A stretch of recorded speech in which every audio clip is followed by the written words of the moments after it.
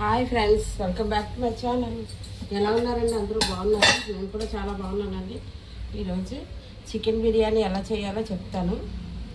ఇలా చేసుకుంటే చికెన్ బిర్యానీ చాలా బాగుంటుంది. ముందుగా కళాయి పెట్టి అందులో ఆయిల్ వేయాలి. అంతా హోల్ గరం మసాలా, చెక్క, లవంగా, యాలకులు అవన్నీ వేసాను. అన్నీ వేసి 2 నిమిషాలు ఫ్రై చేసుకోవాలి.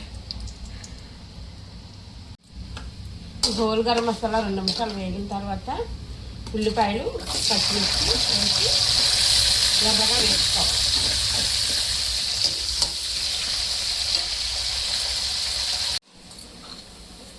చూడండి, ఉల్లిపాయలు బాగా వేగిపోయి ఇప్పుడు ఇందులో 1 స్పూన్ అల్లం వెల్లుల్లి పేస్ట్ వేసుకొని పచ్చివాసన పోయినంత వరకు వేయించుకోవాలి.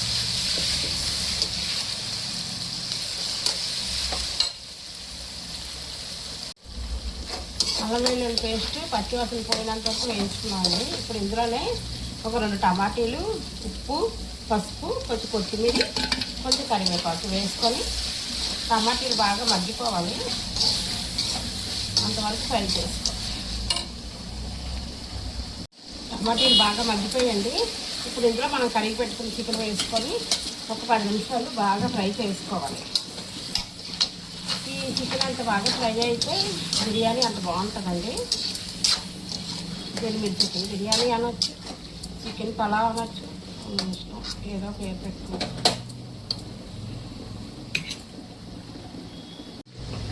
చూడండి ఫ్రెండ్స్, చికెన్ బాగా ఫ్రై అవుతుంది. ఇందులో ఒక బంగాళదుంప కోసుకొని వేసుకుంటున్నాను. నాకు ఇష్టం బంగాళదుంప చికెన్ బిర్యానీలో, అందుకే వేసుకుంటున్నాను. నచ్చితే వేసుకోండి, లేకపోతే వేయాల్సింది. 2 నిమిషాలు మూత పెడదామండి. ఇవన్నీ ఇంకొక 5 నిమిషాలు చికెన్ బాగా ఫ్రై అవ్వాలి. చికెన్ బాగా ఫ్రై అయ్యిందండి. ఇందులోనే తగినంత కారం, కొంచెం బిర్యానీ మసాలా, కొంచెం చికెన్ మసాలా వేసాను. ఇది కూడా కొంచెం ఫ్రై అవ్వాలి.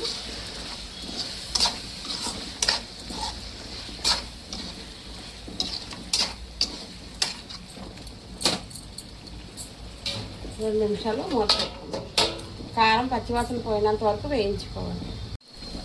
కారం వేసాం కదండి, కారం, చికెన్ మసాలా, బిర్యానీ మసాలా వేగిపోయింది బాగా.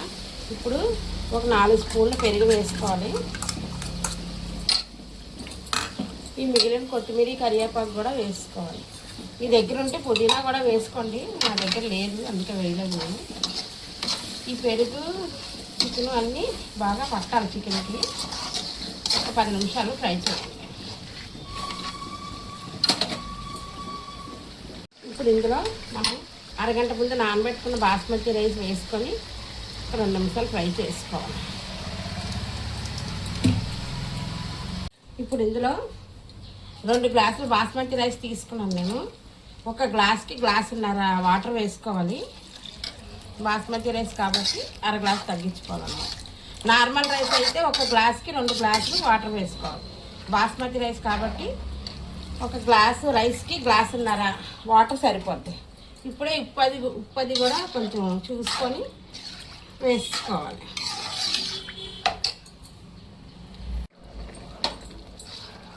ఇప్పుడు ఈ చికెన్ బిర్యానీ బాగా ఉడుకుతుందండి.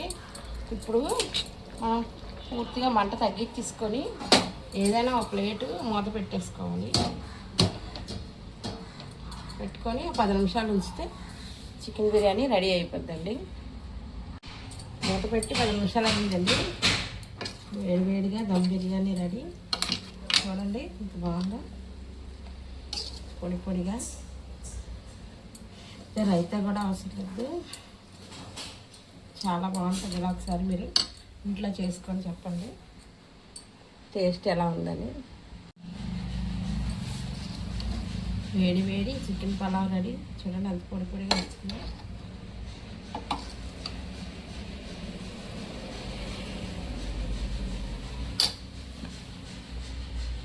వేడి వేడి చికెన్ పలావ్, ఎగ్,